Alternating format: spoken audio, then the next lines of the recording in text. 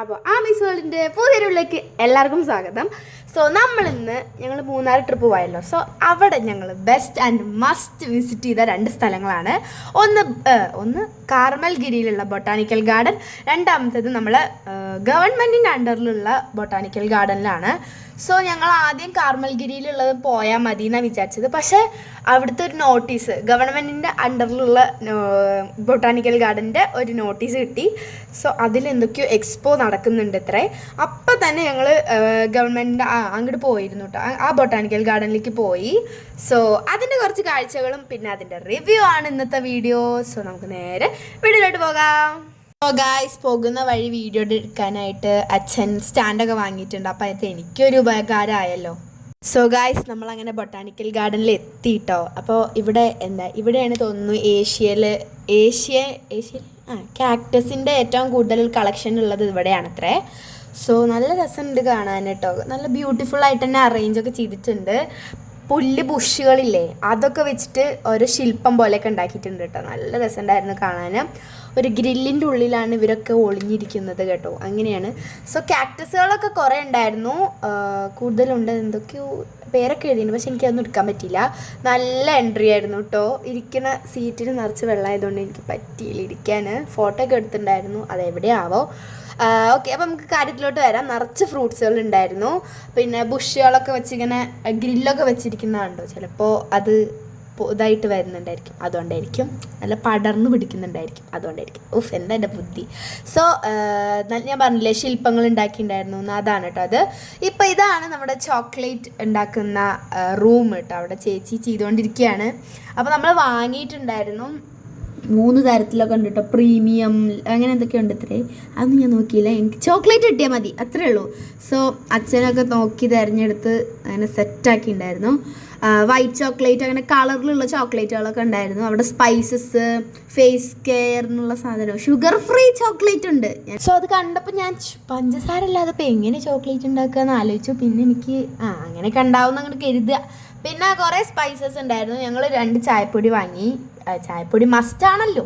പിന്നെ ഞാൻ ചോക്ലേറ്റ് കഴിച്ച് നല്ല ടേസ്റ്റ് ഉണ്ടായിരുന്നു, അത് വാങ്ങിയിട്ടുണ്ടായിരുന്നു.